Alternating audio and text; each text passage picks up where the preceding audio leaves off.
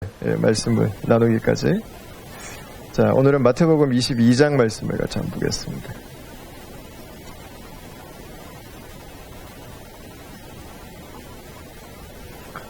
마태복음 22장 34절부터 40절까지 말씀을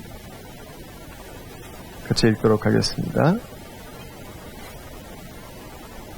예, 찾으셨으면 다 같이 한번 읽어보도록 할까요? 34절부터 40절까지입니다.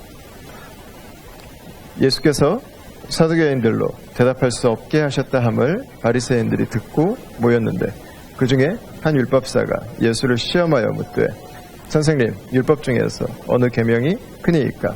예수께서 이르시되 내 마음을 다하고 목숨을 다하고 뜻을 다하여 주 너의 하나님을 사랑하라 하셨으니 이것이 크고 첫째 되는 계명이요 둘째도 그와 같으니 내 이웃을 내 자신같이 사랑하라 하셨으니 이 두 계명이 온 율법과 선지자의 강령이니라. 아멘. 오늘은 건강한 가정에는 이것이 있다. 네 번째 말씀을 함께 나누도록 하겠습니다. 네 번째는 영적인 습관이 있는 것입니다. 영적인 습관이 있는 것. 오늘 우리가 읽은 말씀은 예수님께서 직접 구약 성경에 무엇에 대해서 이야기하고 있는가에 대해서 정리해 주신 말씀입니다. 예수님은 구약 성경을 크게 두 가지로 정리해 주셨습니다. 하나는 하나님을 사랑하는 것에 대한 이야기, 그리고 두 번째는 이웃을, 다른 사람들을 사랑하는 것에 대한 이야기라고 정리를 해 주셨습니다. 이 말은 우리가 하나님을 사랑하면 우리의 이웃을 사랑하게 된다는 말씀입니다. 이 두 가지는 함께 일어나는 일이에요. 함께. 어떤 분들은 하나님은 너무 사랑하는데 사람들은 너무 사랑스럽지 않게 느껴질 수도 있죠. 하나님하고는 너무 친한데 사람들하고 친하게 너무 힘들어요. 그걸 우리가 믿음이 좋다고 할 수 있는가? 예수님의 말씀은 하나님을 사랑하는 그 사랑의 깊이가 커질수록 사람들을 향한 사랑도 점점 커지는 것이 당연하고 마땅하다는 것입니다. 이거는 세퍼레이트해서 나타날 수 없는 것입니다. 이것은 반드시 함께 나타나는 것입니다. 내가 하나님을 사랑한다면 내 이웃과의 관계는 점점 더 건강해져 가는 거죠. 회복되어져 가는 거죠. 치유가 되는 거죠. 잘라져 있던 관계들이 이어지기 시작하고 아픔밖에 남지 않았던 관계들이 치유가 일어나기 시작하는 거죠. 같이 일어나는 것입니다. 예수님은 그래서 이 두 가지를 동시에 말씀하셨어요. 사복음서에서 어떤 텍스트를 보더라도 예수님께서 어떤 본문에서는 율법사가 와서 예수님께 질문을 해서 예수님이 대답하시기도 하고 어떤 본문에서는 율법사가 대답을 하는 본문들도 있습니다. 근데 어떤 본문을 열어봐도 네 가지 그 본문이 다 이 두 가지를 동시에 이야기를 하고 있습니다. 하나님을 사랑한다고 하는 것은 점점점 이웃을 향한 사랑이 커져간다고 하는 것을 의미하는 것입니다. 하나님을 너무 사랑한다면 그 사랑은 우리의 이웃에 반드시 나타날 수밖에 없는 거죠. 그런데 우선순위는 또 분명합니다. 하나님을 사랑하는 것과 우리가 이웃을 사랑하는 것을 향해서 우리에게 기대를 가지고 계세요. 근데 언제 우리가 하나님을 사랑할 수 있을까? 예수님이 하신 이 모든 말씀의 또 다른 공통점 하나는 하나님 사랑을 먼저 얘기하셨다는 것입니다. 누가 이웃을 사랑할 수 있는가? 하나님과의 사랑이 건강하게 내 삶에 자리 잡은 사람입니다. 하나님과의 사랑이 먼저예요. 이게 중심이에요. 이게 중심. 그때 이웃과의 사랑으로 우리의 관계가 확장되어져 가는 것입니다. 여러분, 가정도 똑같습니다.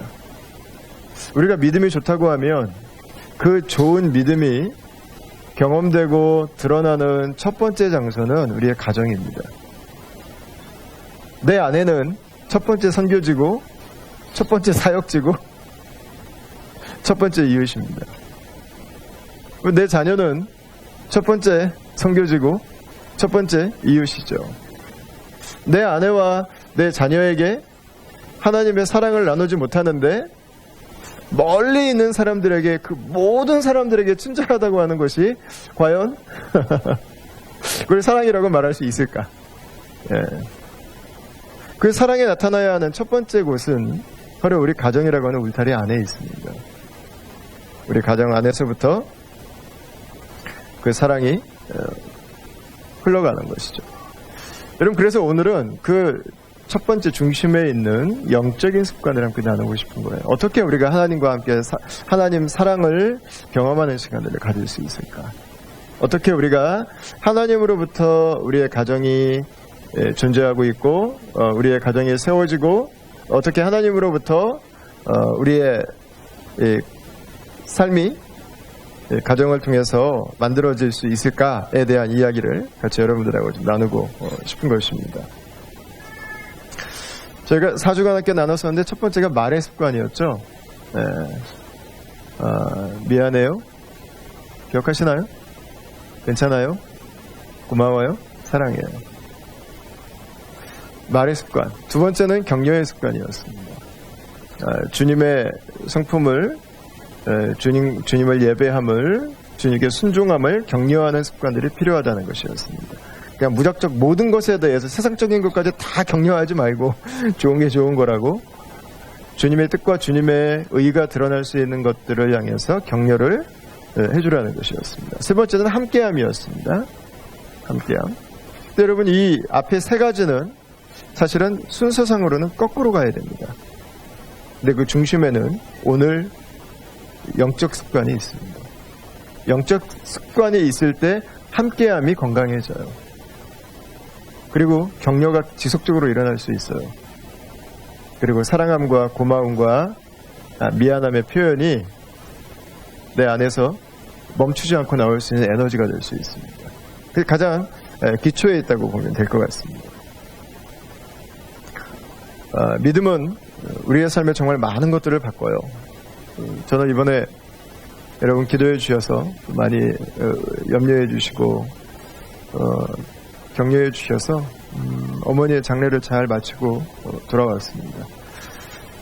제가 교회를 처음 나간 게 제가 초등학교 1학년 때였습니다. 시골에서 서울로 막 이사를 와서 친구가 한 명도 없었어요.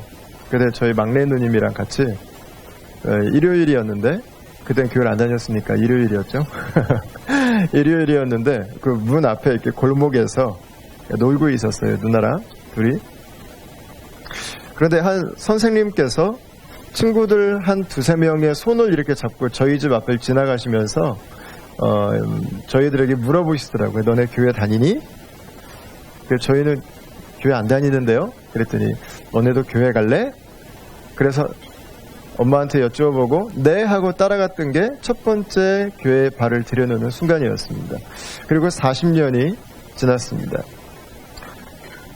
저희 어머니는 1936년생이세요.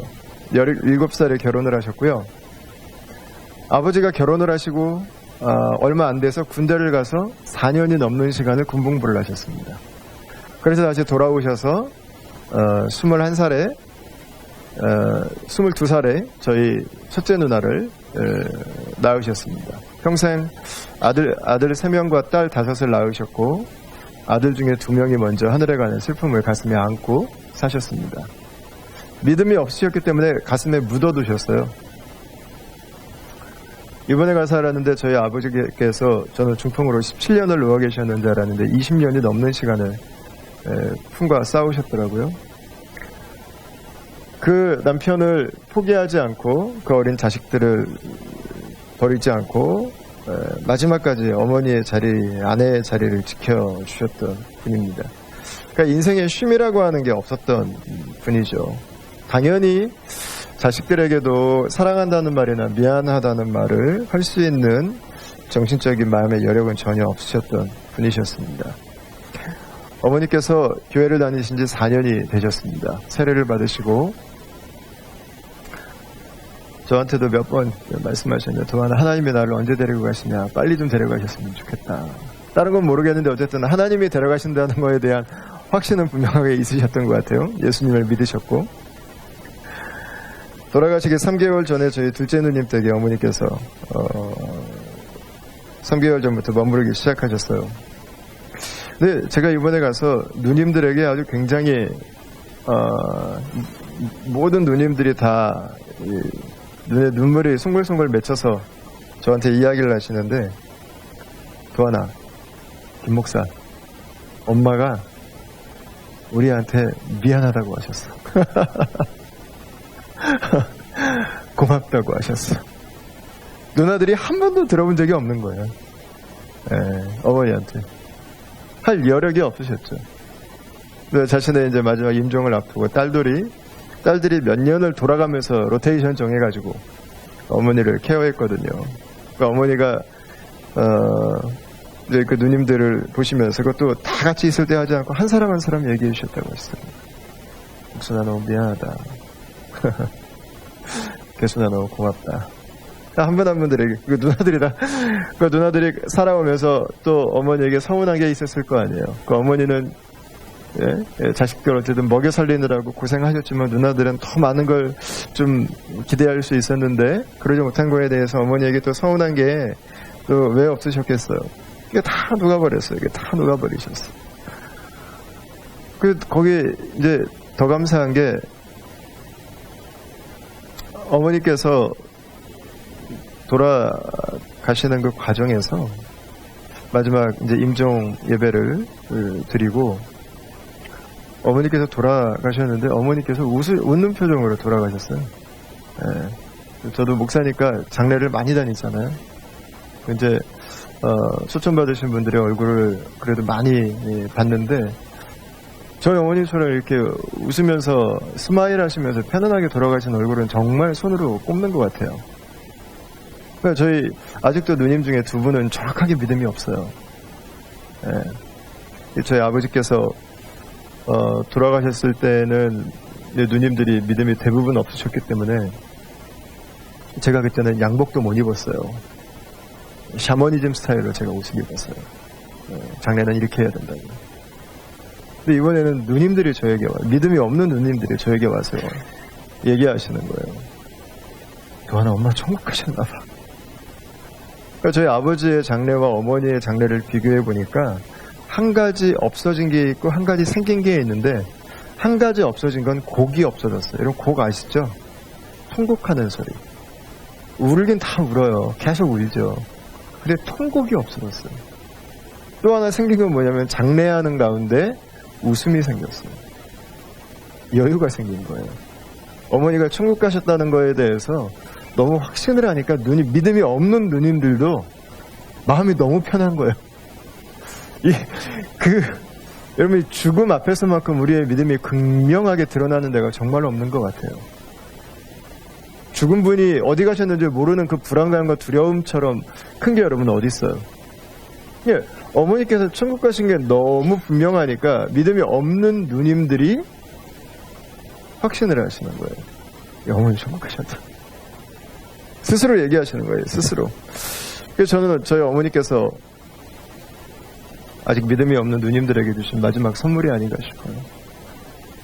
정말 큰 선물을 주고 가셨어요. 그래서 사도행전 16장 31절을 한번 보십시오. 믿음이죠. 믿음에 대한 이야기인데 같이 한번 읽어볼까요? 이르되 주 예수를 믿으라. 그리하면 너와 내 집이 구원을 받으리라 하고. 여러분 구원을 받는데 나만 받는 게 아니라 누구까지 받아요? 너의 집까지 구원받아요. 저는 40년 만에 지금 이거를 경험해가고 있는 것 같아요. 40년의 기간. 하루 이틀의 문제는 아닌 것 같습니다. 1, 2년의 시간이 아닐 수도 있는 것 같습니다. 아직 다 저희 가족은 예수님께로 돌아오지 않았습니다. 그러나 예수님께로 가고 있습니다. 분명한 믿음의 진보가 있어요. 변화가 있어요. 가정의 문화가 바뀌어가요. 사랑해, 고마워가 이제 저희 형제들끼리는 근데 너무 이제 자주 해요, 이제. 저도 만나면은 항상 누님들 안아드리고, 매형들, 조카들 안아주면서 사랑한다고 말하고, 고맙다고 말하고. 문화가 바뀌어가요. 믿음이 한 가문을 바꾸는 거예요. 가정을 바꿔가는 거죠. 여러분, 그 믿음의 가정들을 저와 여러분들이 경험해 가는데, 여러분 참 너무 감사한데, 저희가 더 감사한 거 한 가지는 저희는 젊어서 예수님을 믿는다는 거예요. 저희 어머님처럼 죽음을 앞두시고 믿음으로 오신 게 아니라, 여러분 젊을 때부터 예수님 믿잖아요. 얼마나 감사한 일입니까? 여러분 예수님 안에 있는 그 가정의 축복을 누릴 수 있게 되길 바랍니다. 죄와 죄의 결과물들을 믿음은 이겨내요. 죄는 우리의 관계에 상처를 줘요. 그러나 믿음은 상처를 치유하죠. 여러분, 죄는 우리의 관계를 할 수 있으면 깨트려요. 그러나 믿음은 우리 모두를 하나로 만들죠. 여러분, 그 그리스도 예수 안에 있는 그 믿음의 축복들이 저와 여러분들에게 시간이 가면 갈수록 더 깊이 경험되는 그런 은혜가 있게 되기를 바랍니다. 아마 어떤 분들은 이렇게 생각하시는 분들 계실지 모르겠어요. 저는 우리 집은 예수님 안 믿는데도 행복하게 잘 살았는데요. 아마 그렇게 생각하시는 분들도 종종 계세요. 근데 그런 분들은 건강한 가정의 문화가 있는 분들이에요. 믿음은 없는데 가정의 문화가 건강해요. 그러니까 그 행복이 어느 정도는 경험되는 부분들이 있더라고요. 성경에서 그것을 지혜라는 단어로 표현을 합니다. 어떻게 살아가는 게 건강하게 살아가는 건가? 어떻게 살아가는 게 행복하게 살아가는 건가를 성경에서는 지혜라는 단어를 써서 표현을 하고 있습니다. 그리고 이 지혜를 모아놓은 책이 한 권이 성경에 있습니다. 이게 잠언이죠, 잠언. 잠언은 지혜에 대한 책입니다.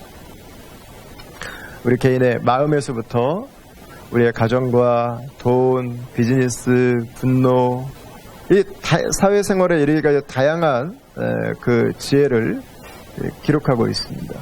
여러분, 그런데 잠언은 그냥 단순히 우리가 구글링하면 우리가 네이버에서 찾을 수 있는 명언집에 나오는 그런 지혜를 말하기 위해서 기록되지 않았습니다. 잠언은 지혜만 말할 뿐만 아니라 지혜의 근원을 알려줍니다. 자, 1장 7절로 한번 같이 볼까요? 같이 읽겠습니다. 시작. 여호와를 경외하는 것이 지혜의 근본이거늘 미련한 자는 지혜와 훈계를 멸시하느니라. 아멘. 지혜의 근본이 있습니다. 근본. 지혜의 파운틴. 지혜는 출처가 있어요. 하나님을 경외하는 것입니다. 그게 인간들의 지혜의 출처입니다. 왜냐하면 우리의 지혜의 출발점이 하나님이시기 때문에 그렇습니다. 잠언 9장 10절에도 마찬가지죠. 여호와를 경외하는 것이 지혜의 근본이요 거룩하신 자를 아는 것이 명철이다 그랬습니다. 여러분, 왜 하나님을 경외하는 것이 지혜의 근본이 될까? 그분이 우리를 만드셨기 때문이에요.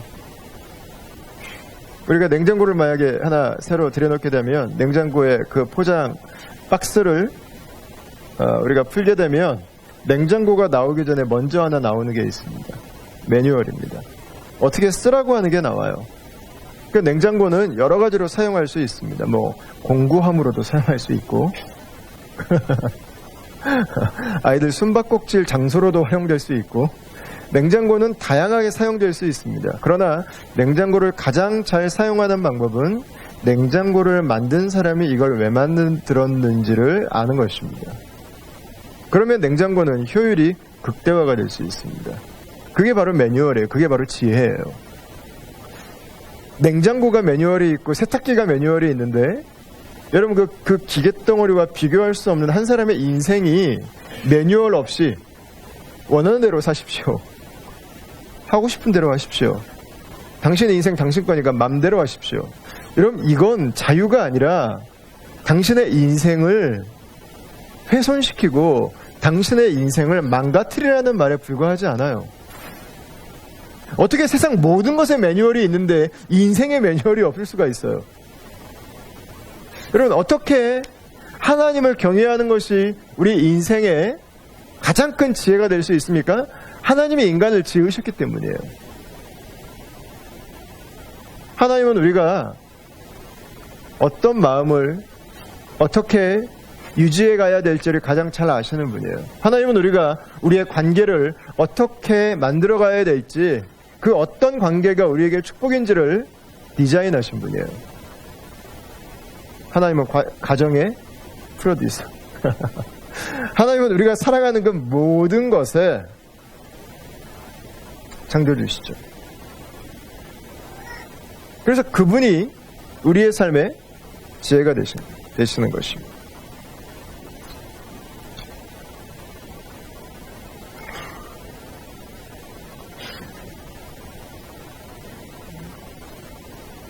여러분 어떻습니까? 우리는 하나님을 신뢰하고 살아가나요? 하나님이 우리의 지혜의 근원인가요? 네.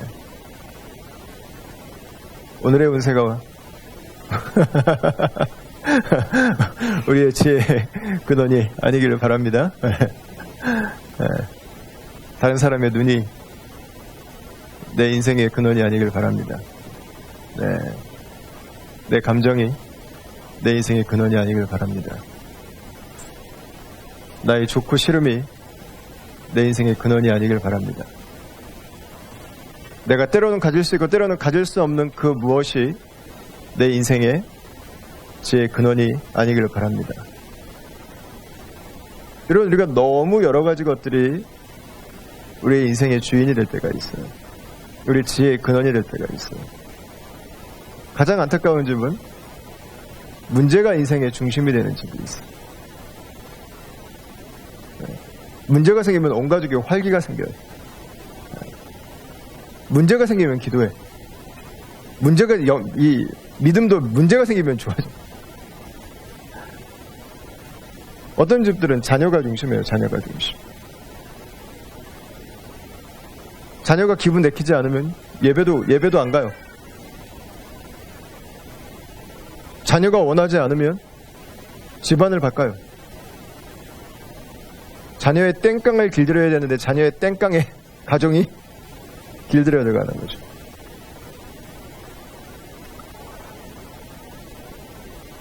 여러분, 성경에서는 왜 우리가 그렇게 가면은 끝이 뻔히 보임에도 불구하고 그걸 계속 지속하면 우리 모두에게 불행함에도 불구하고 그렇게 계속 생각하는 것은 자기에게 해가 됨에도 불구하고 왜 계속 그것을 그만두지 못하는가?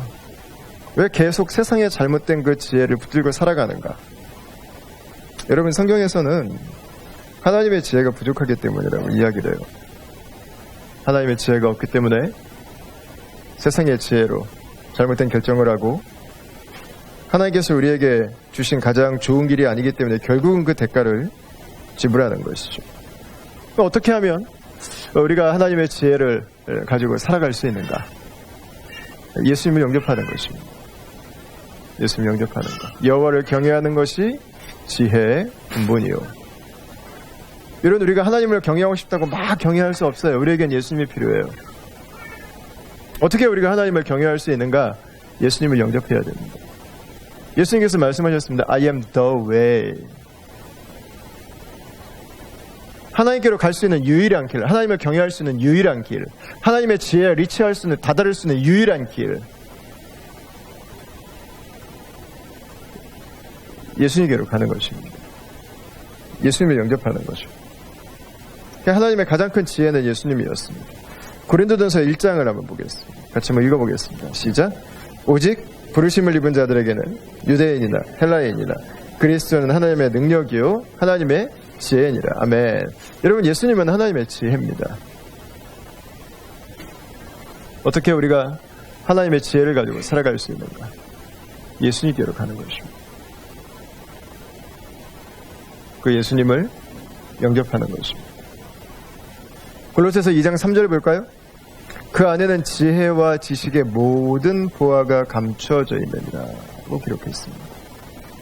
이 세상을 살아갈 때 하나님께서 우리에게 주시기를 원하시는 그 지혜와 지식의 집대성은 예수님이시다라는 것입니다. 그분을 배우고 그분의 행동과 그분의 말씀과 그분의 성품과 그분의 섬김과 그분의 순종을 우리가 하나씩 배워가면서 우리는 우리의 가정이 건강해지고 이 사회가 행복하게 되는 것이 무엇인지를 알게 된다는 것이죠. 야고보서 1장 5절에서는 이렇게 기록합니다. 같이 한번 읽어보겠습니다. 시작. 너희 중에 누구든지 지혜가 부족하거든 모든 사람에게 후히 주시고 꾸짖지 아니하시는 하나님께 구하라. 그리하면 주시리라. 아멘. 그럼 하나님이 약속하셨어요. 뭘 주신다고요? 지혜를 주실 거라시라고. 여러분 인생을 다 살고 나서 한 번만 더 살면 진짜 제대로 살 텐데. 그럼 너무 얼마나 아쉬워. 얼마나 아쉽습니까? 여러분들이 원하면 지혜로운 삶을 살 수 있습니다. 언제부터? 예수님을 영접할 때부터. 언제부터? 예수님께 순종할 때부터. 여러분 한 번 살아야 되는데 지혜롭게 살아야 되지 않겠습니까? 가정도 마찬가지입니다. 하나님께서 이 가정을 디자인하셨다면 이 가정을 가장 잘 이해하고 계신 분은 하나님이세요. 하나님께서 우리에게 주신 가정의 모습을 배워가고 그 가정을 이루어가는 것이 우리가 행복한 건강한 가정을 이루어가는 첫 번째 스텝이 되는 것입니다. 예수님께서 그 비유 중에 하나로 말씀하신 게 그거였죠. 폭우가 많은 비바람이 칠 때 반석 위에 지은 집과 모래 위에 지은 집을 이야기하셨습니다. 개인이 어떻게 하나님 나라를 들어갈 수 있는가에 대한 비유였습니다. 그러나 가정도 똑같아요. 잠깐만 목사님, 우리 집은 예수님 믿는데 모래 위에 집을 짓는 것도 될 수 있나요? 예. 예수님을 믿지만 예수님이 우리 가정에 계시지만 예수님이 아니라 오늘의 운사가 내 가정에 기초가 될 때가 있고요. 내 감정이 우리 가정의 주춧돌이 될 때가 있고요. 다른 누군가가 우리 가정의 센터에 올 때가 있고요.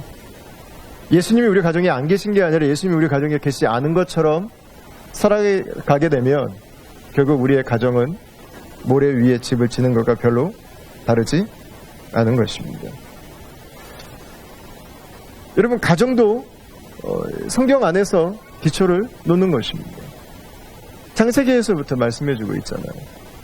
제일 처음에 아담과 하와를 지으시고 하나님이 해주신 이야기는 뭐였어요? 아담에게 말씀하셨죠? 너의 부모를 떠나는 것이었습니다. 가정은 부모를 떠날 때 이루어집니다. 결혼을 했는데 아내가 남편보다 부모님을 더 의지한다. 그럼 가정이 위태로워지는 길이에요. 결혼을 했는데 남편이 문제만 있으면 아버지나 어머니에게 전화해가지고 문의를 하기 시작한다. 그건 위태로워지는 거예요. 며칠이 걸리든 치열한 공방전이 있어도 둘이 기도하면서 해결해 가셔야 돼요. 둘이. 부모님은 감사를 표현하기 위해서, 인사하기 위해서, 용돈 드리기 위해서만 찾아뵈세요. 그 외에는 문제 가지고 가지 마세요. 둘이 부부예요. 둘이 부부. 떠나야 돼요. 떠나야 돼요. 이동건 목사님께서 주례하실 때 신랑 신부가 서약하잖아요. 검은 머리 팥불이 되도록 서약을 하는데 신랑 신부 서약하고 나서 양가 부모님들 일으켜 세워서 서약하시더라고요. 나는 이 두 부부 사이에 끼지 않겠다는 서약을 하시더라고요.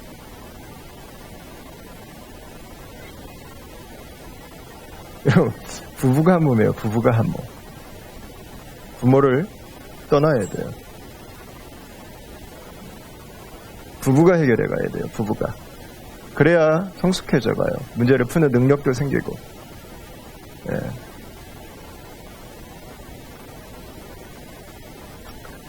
그 부부는 이미 하나죠. 이미 하나. 이미 하나. 하나가 되어가지 않아요. 이미 하나예요. 하나님과 하객들 앞에서 서약을 했다면 이미 하나예요. 이미 하나. 아직 맞춰지지 않은 부분들이 있어요. 그리고 가끔씩은 너무 안 맞는 부분도 있어요. 그러나 안 맞기 때문에 둘이 아니에요.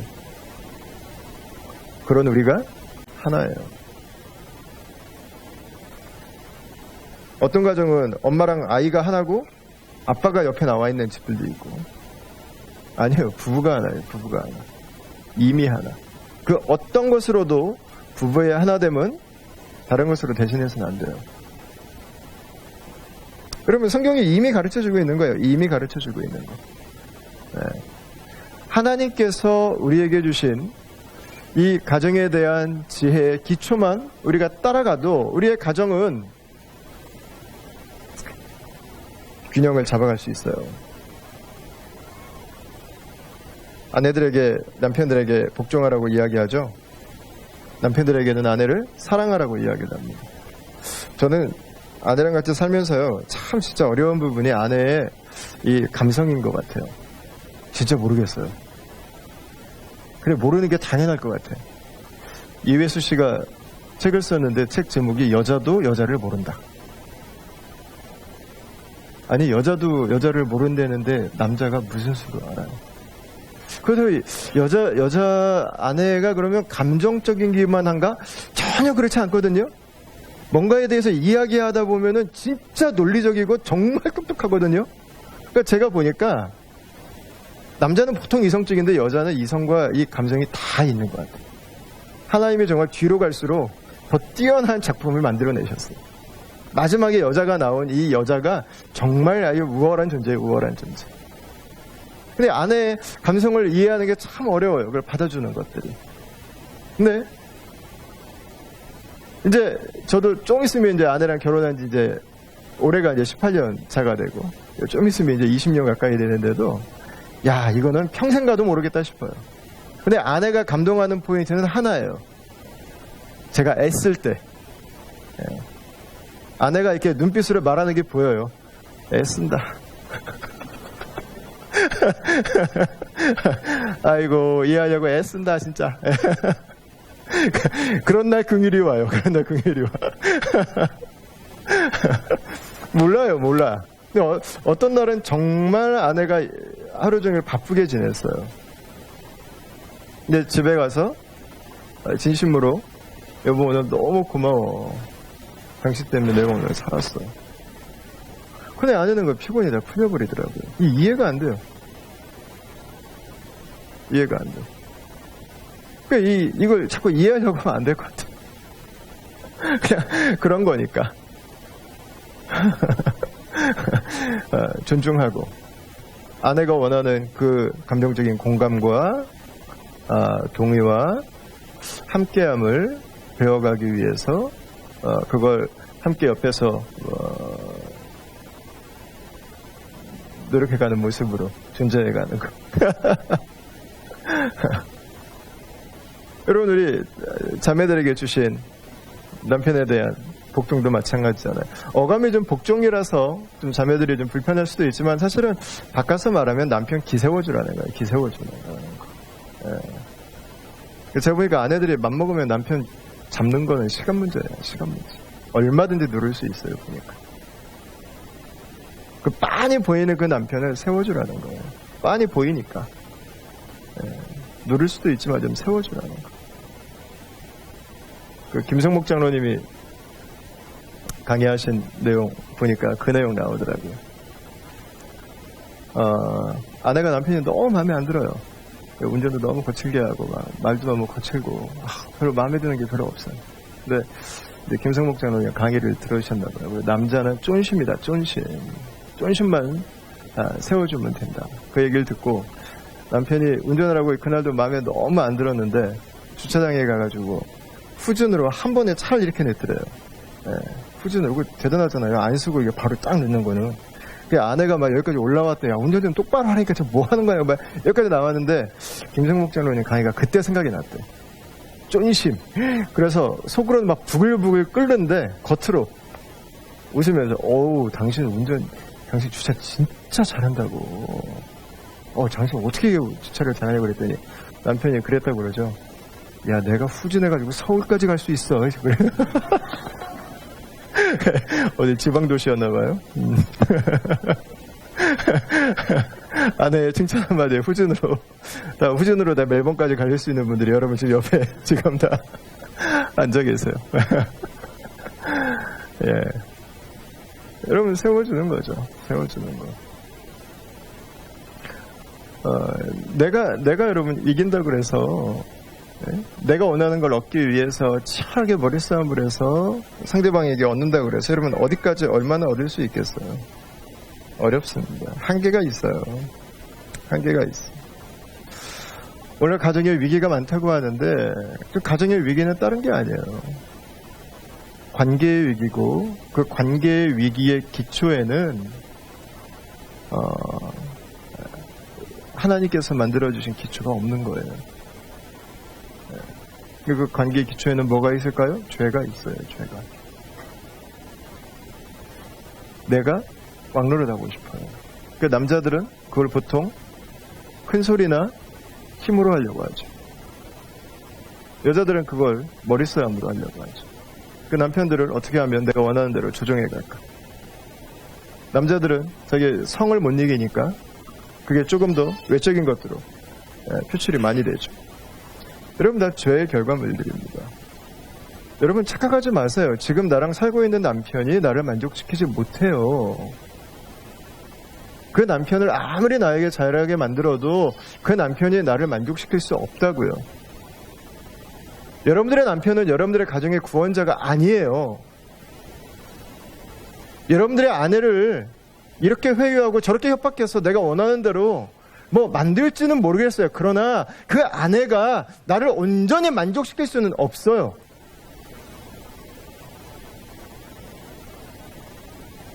여러분 그렇게 세워져 가는 가정은 없죠.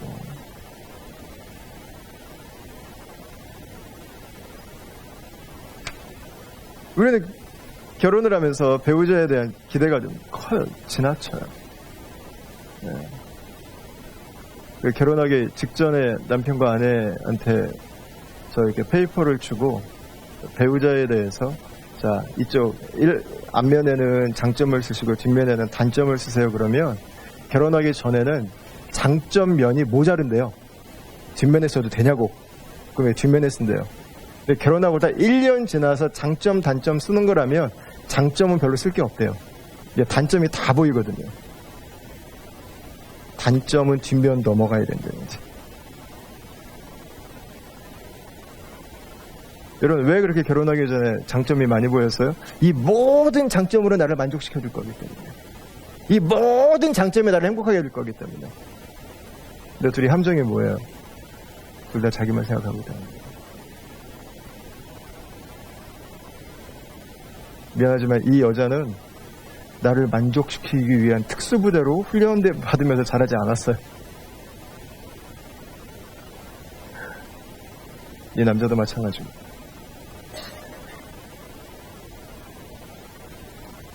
여러분 우리에게 필요한 것은 상대를 통해서 내가 원하는 것을 얻는 것이 아닙니다. 상대는 하나님이 아니에요. 착각하지 마세요, 여러분.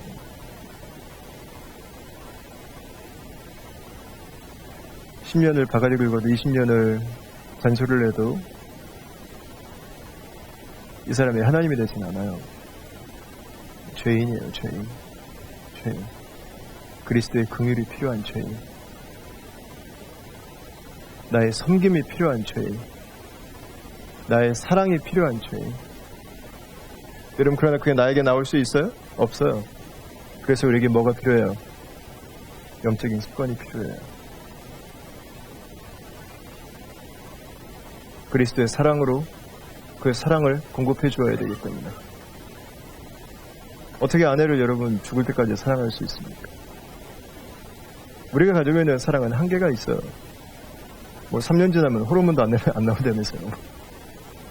그건 짐승의 사랑이고. 어떻게 여러분 평생 사랑할 수 있어요? 그리스도의 사랑이 있어요, 우리에게는. 그리스도의 사랑.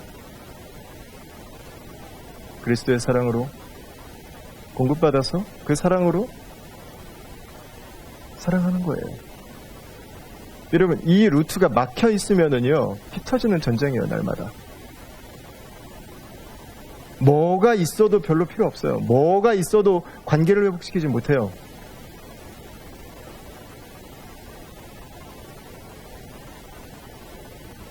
그리스도와 연결된 끈이 든든하면 여러분 다 풀리기 시작해요. 다 풀리기 시작해요.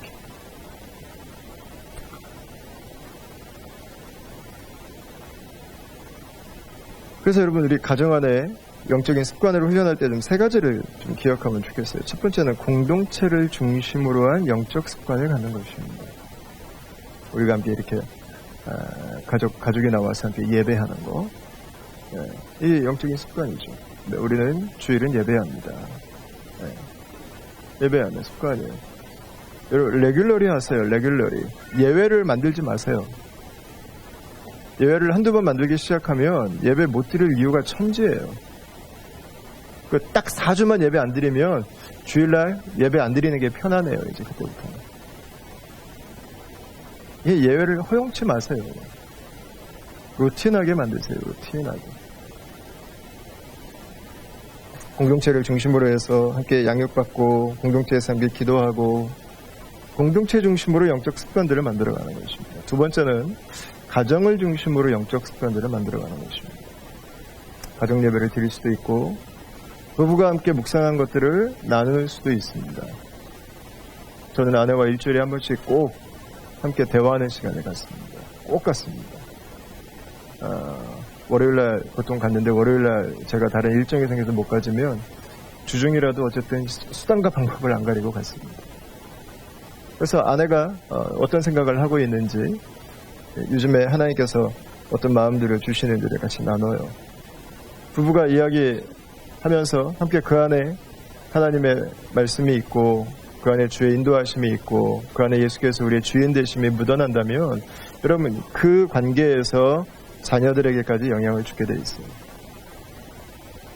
자녀들과 함께 대화를 나눌 때도 그 아이들의 일상의 대화를 나누지만 그 일상 속에 하나님께서 이것들을 어떻게 보실지 하나님께서 우리를 어떻게 인도하실지 그런 그 지혜가 묻어나는 거죠. 그래서 이 가정 안에서 예배를 드리던 그 예배가 그래도 다 모여 아빠가 오늘 말씀 선포할 거야 가정 예배 이렇게 하지 않잖아요. 같이 성경 읽고 엄마는 어떻게 생각하는지 이 말씀에 대해서 우리 첫째 아이는 이 말씀에 대해서 어떻게 이해하고 있는지 여러분 하면서 자기의 삶도 나누고 같이 조크도 하고 그러면서 서로 대화하는 시간들을 주님 중심으로 해서 만들어가는 거죠. 가정을 중심으로 한 영적 습관들이 있습니다. 잠자기 전에 아이들을 축복하면서 기도해주고 그 아이들과 함께 대화의 시간을 갖고 하는. 그럼 이것이 부부가 함께 그 가정 안에서 이루어질 때 가정이 주의 다스리신 가운데서 편안함을 만날 수 있죠. 그 다음에 세 번째가 사회를 중심으로 한 섬김의 습관입니다. 저희 공동체에도 보니까는 월드비전이나 컴패션에서 아이들 입양해서 섬기는 분들도 많이 계십니다. 저희 순에서 선교사님들 연결해서 헌금하시잖아요. 여러분 그런 작은 하나만 해도 아이들에게 알려주시고 그 아이들도 함께 1불이든 2불이든 헌금에 동참하게 하고 그래서 여러분 어릴 때부터 섬기는 것이 우리의 삶의 당연한 일부라는 것을 알려주십시오. 너만 잘 되면 돼, 너만 편안하면 돼. 여러분 그 아이의 영혼을 완전히 스포일시켜버리는 거예요. 어릴 때부터 섬김을 가르쳐야 돼요. 약자에 대한 섬김, 하나님이 창조하신 것에 대한 섬김. 교회가 이기적이다. 이거는 주어와 동사가 맞질 않아요, 지금. 그런데 안타깝게도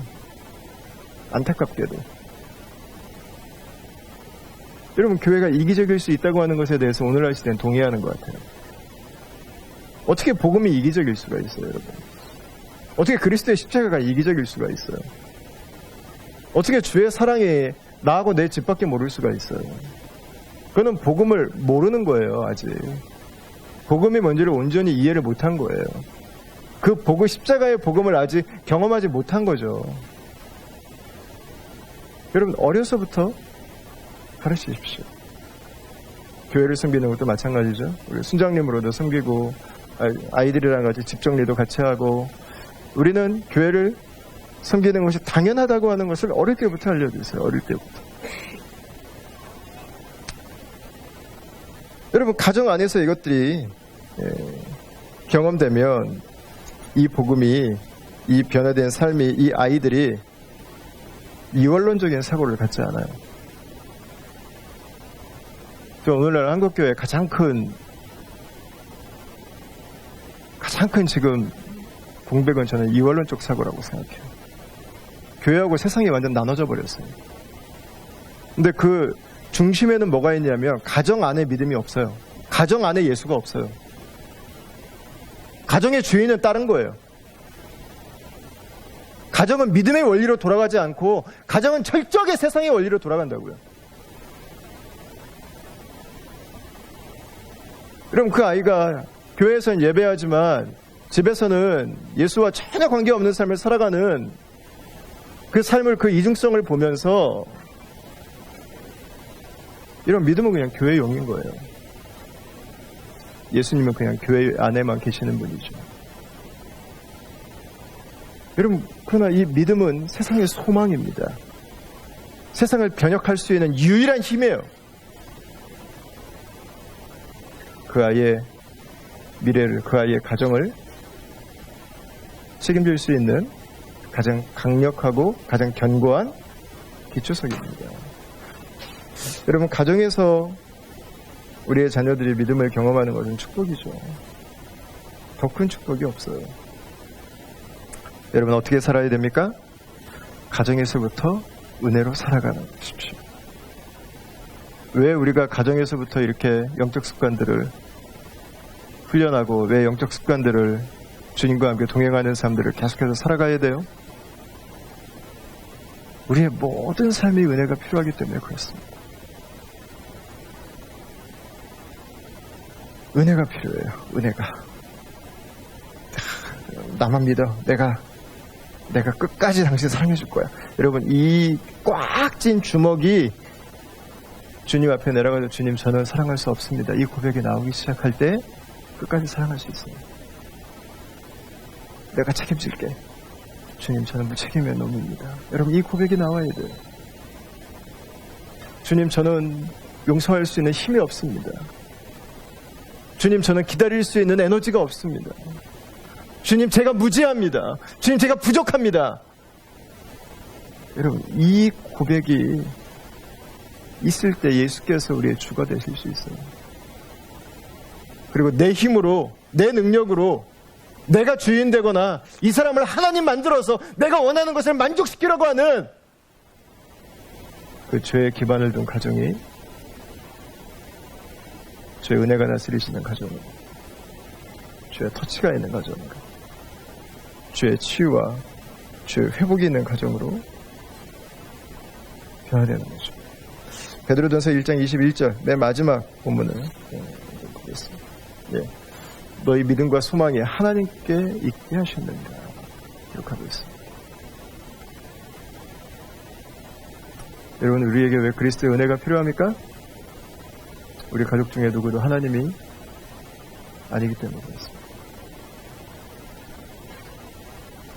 죄에 사로잡혀 있는 한 사람이 나를 영원히 만족시킬 수 있다고 믿지 마십시오. 그리스도의 긍휼이 필요한 한 사람이 내 구원자가 될 수 있다고 생각하지 마십시오. 그리스도의 은혜로 살아가십시오. 그분의 사랑으로 살아가십시오. 그분의 인도하심 가운데 살아가십시오. 그분의 충만을 구하십시오. 그때 가정을 마지막까지 책임질 수 있는, 공동체를 마지막까지 사랑할 수 있는 여러분 믿음의 한 사람으로 세워질 수 있게 되는 것입니다. 사랑하는 다음 가족 여러분, 위로부터 오는 은혜가 저와 여러분들에게 채워질 뿐만 아니라 믿음 안에 살아가는 저와 여러분들의 삶을 통해서 우리들의 자녀들이 믿음의 또 다른 후대가 그리스도의 은혜로 살아가는 복을 누리는 축복이 여러분들의 가정과 앞으로 여러분들이 이루시게 될 가정 가운데 있게 되기를 주의 이름으로 축원합니다. 이 시간에 같이 찬송